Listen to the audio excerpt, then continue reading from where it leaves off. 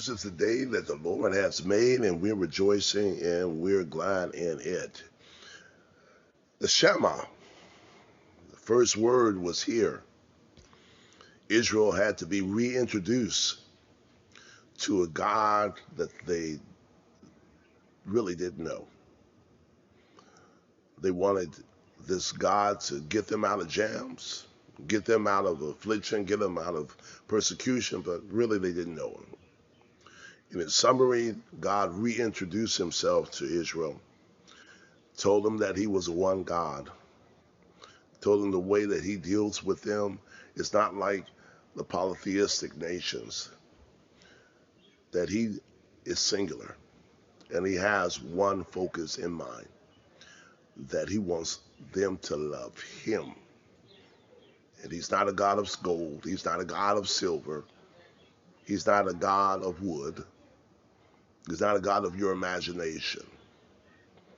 And the only way that they can do that is with all of them, not with any remnants of them being for their families or for their political affiliations or for their own hobbies and their own recreation.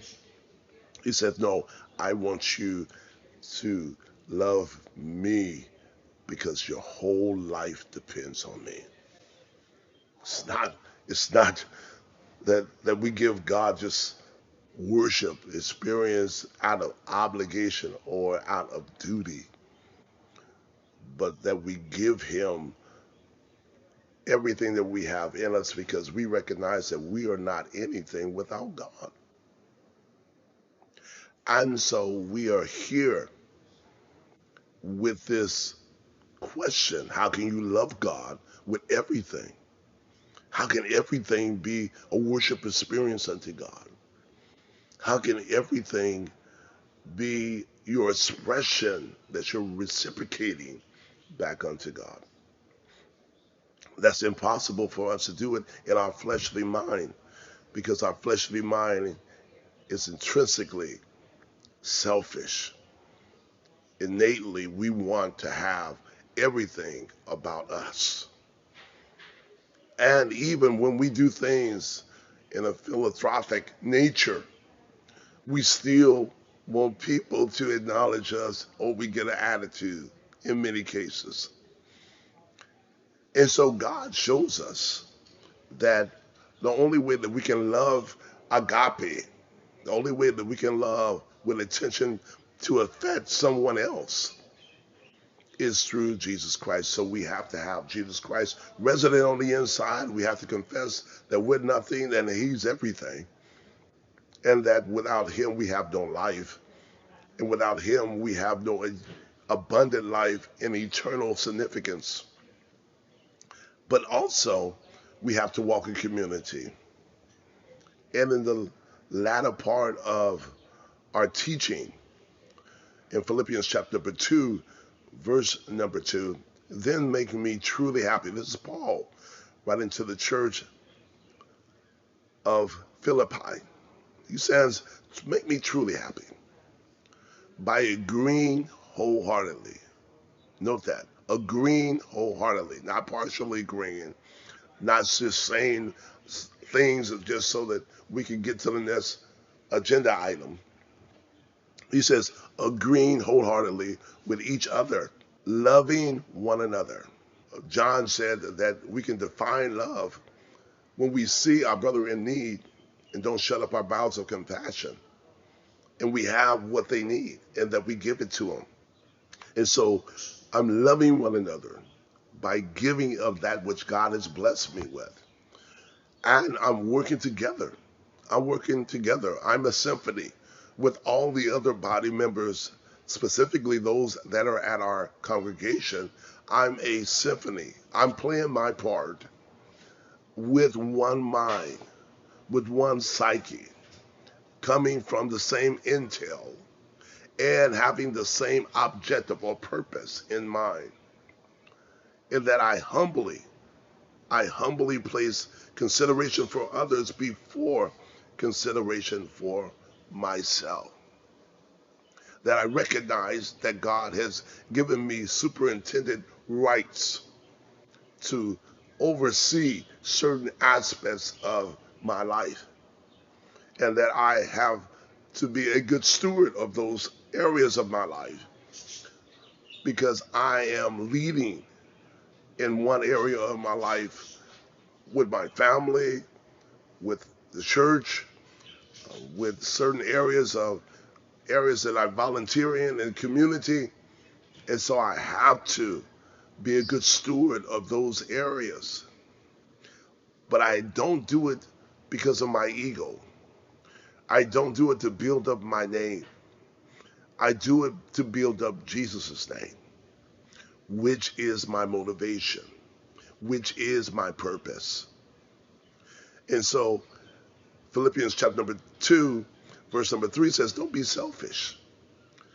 Selfishness is doing things even when it looks like it is not for my gain, but with the intent of, I'm going to get the credit. How do you act when nobody acknowledges what you do? In the congregation, in your home, on your job, your school project. How do you act when people don't acknowledge your greatness and your skills that you have invested into them? And they just take it for granted and they ignore it. They don't respect it. Respect. They don't look at it over and over again. They don't honor it. He says, don't be selfish. Don't do things just because it's going to increase your bottom line. Don't try to impress either. Don't try to have an impression of you on somebody else. Don't do things so people can hold you as some type of demigod in their lives, that they owe you, that they give you a special seat because of what you did for them. Said, don't try to impress others. Be humble. Be low. Find yourself not wanting to exalt yourself, but find ourselves always wanting to walk in the area of abasement so that when God exalts us, no one can take us down. Thinking of others as better than ourselves. Thinking of others. Meditate on whatsoever a man thinketh in his heart, so is he. The heart of our mind. So my meditation is that that's God's image. It's not saying that I dummy myself down. It's not saying that I don't hold myself and take care of myself. But it is saying that it's not about me. Can you say that with me? It's not about me. That life has been going on before I got here, and it'll be going on unless Jesus comes back for this church after I will leave. So I think of others better than myself. And last point, I work for the benefit of others while not abandoning our own family needs. Jesus said it like this, that we place the kingdom agenda and we place him at the priority, as a priority in our lives. And some of us think that the kingdom agenda and his priority for our lives does not include our family. Now this is real good teaching here. That your first ministry is always to Jesus. But within Jesus' economy, within his kingdom, within his government, that he teaches us how to take care of our wives. He teaches us how to take care of our husbands. He teaches us how to take care of our children. He teaches us how to be a good employee or a good employer. He teaches us how to be good stewards over our time, our talent, and our treasure.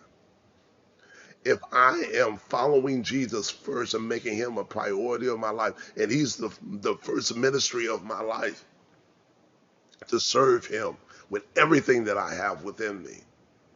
Don't leave anything out.